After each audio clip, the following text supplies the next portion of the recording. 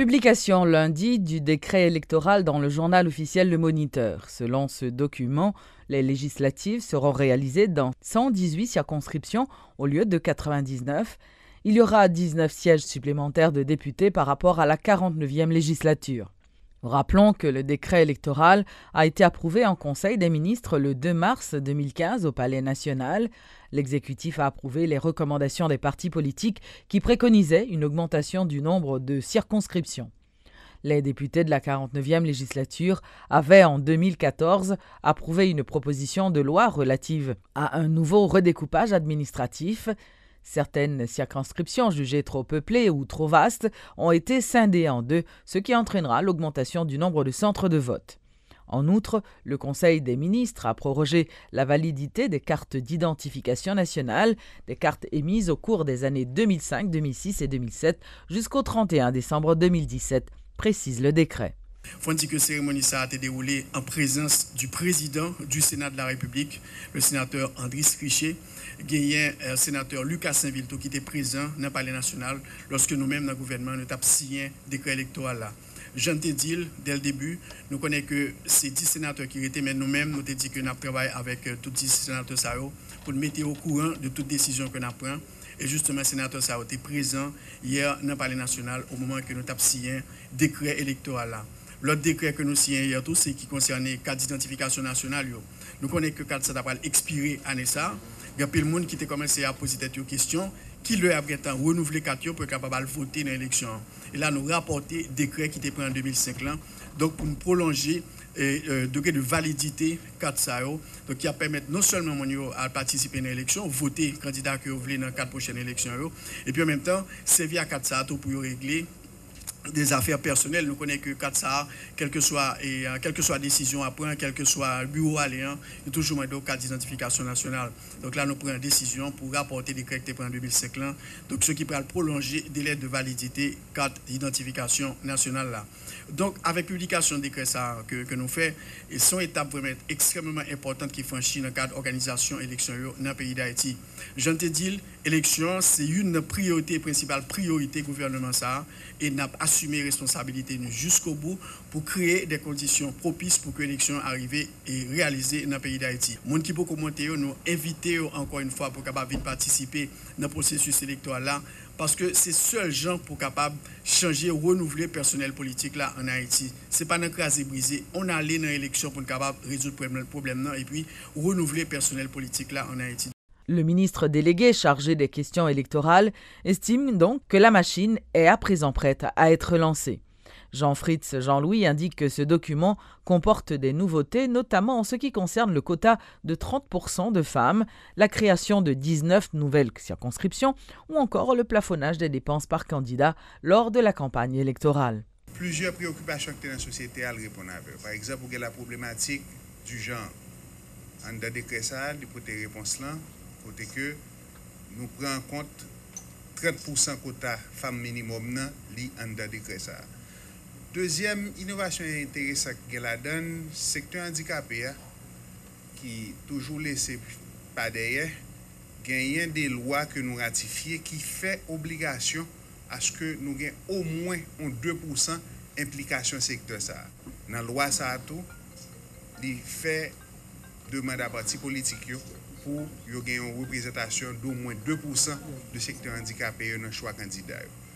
L'autre élément majeur qui est la donne, c'est dans la circonscription électorale, qui, comme nous connaissons depuis fin 49e législature, c'est un travail qui était fait déjà sous le nombre de circonscriptions électorales. Qui normalement, genre découpage ça pour le fait, il pral plus un découpage communal que toute autre chose.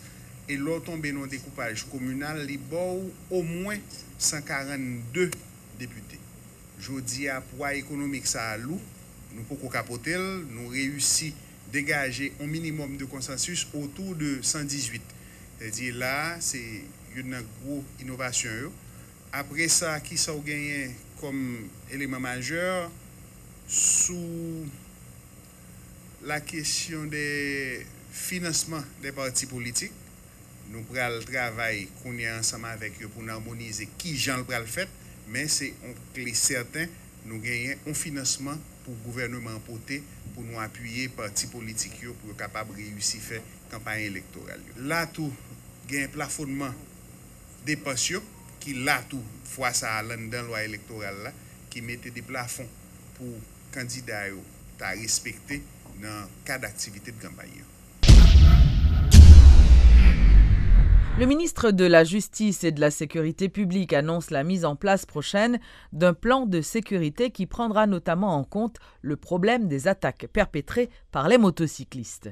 Pierre-Richard Casimir envisage également de se concerter avec l'Association des professionnels de banque pour détecter d'éventuelles complicités au niveau des guichets.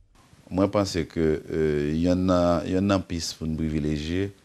C'est peut-être Fonchita avec l'association professionnelle des banques parce que il y a peu de monde qui indexe des employés de banque parce que qui a de connivence avec certains bandits une fois que fin fait transaction et puis mon connaît exactement montant et côté le braler.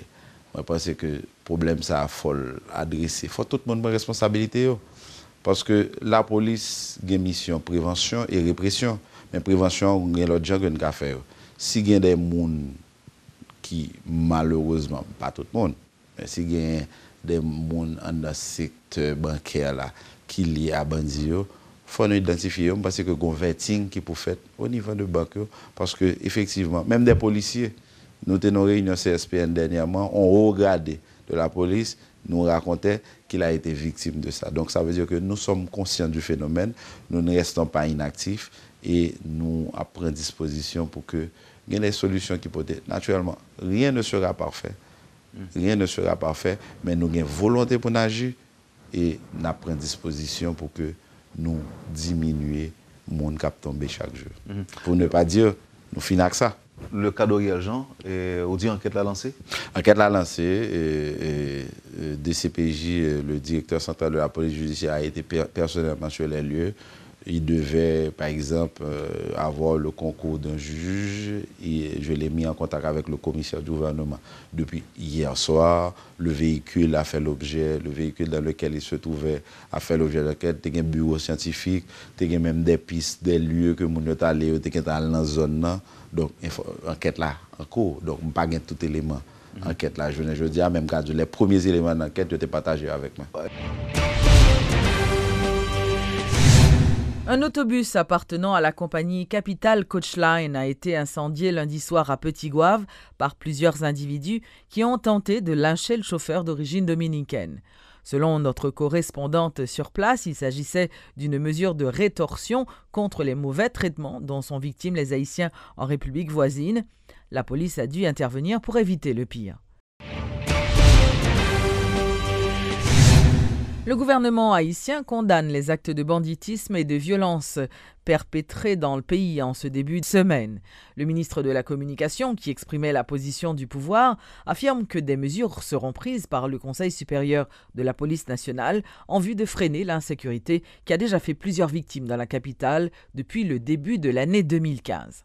Rothschild François Junior indique également que les individus impliqués dans l'incendie du bus de la compagnie Capital Coachline seront punis, tout en lançant un appel à la raison aux initiateurs des mouvements de protestation pour qu'ils respectent les règles du jeu.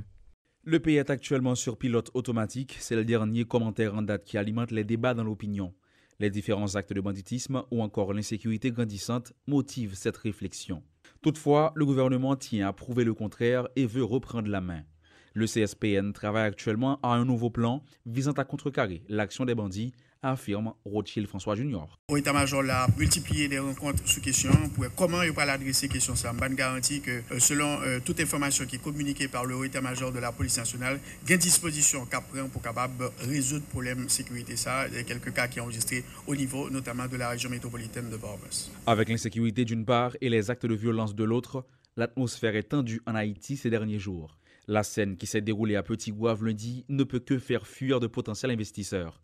Un bus d'une compagnie locale incendié, les étrangers en prennent note, c'est sûr. Conscient de ce fait, le gouvernement veut réagir.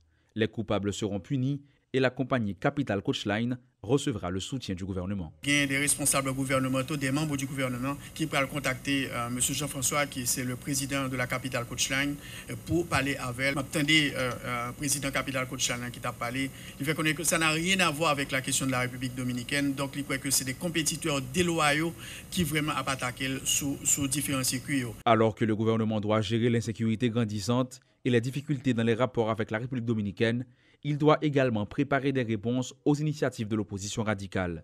2 journées de manifestation et 2 journées de grève en moins de 6 jours, le mois de mars est déjà hypothéqué.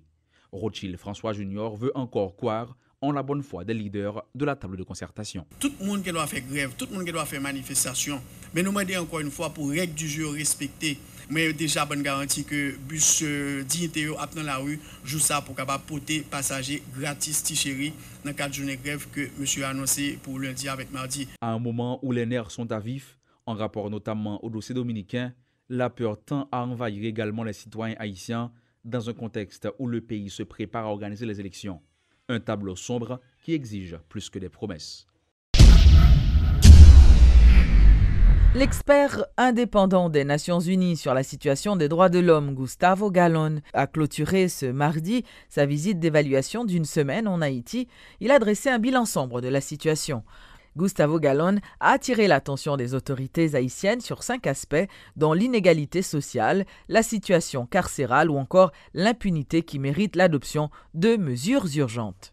Ces 5 aspects qui sont parmi les plus graves. Tous les problèmes sont graves, mais ceux-ci sont notoires et méritent des mesures urgentes.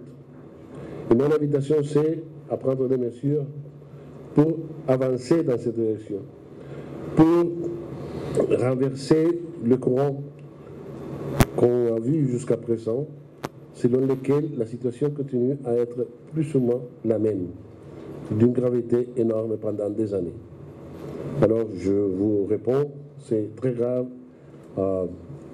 C'est pas la peine de voir, savoir si c'est plus grave aujourd'hui qu'avant-hier ou que l'année dernière ou qu'il y a 2 ans ou 3 ans. C'est très grave et ça a été toujours très grave. Mais on doit faire des efforts avec une priorisation des mesures et des points à traiter pour surmonter cette situation.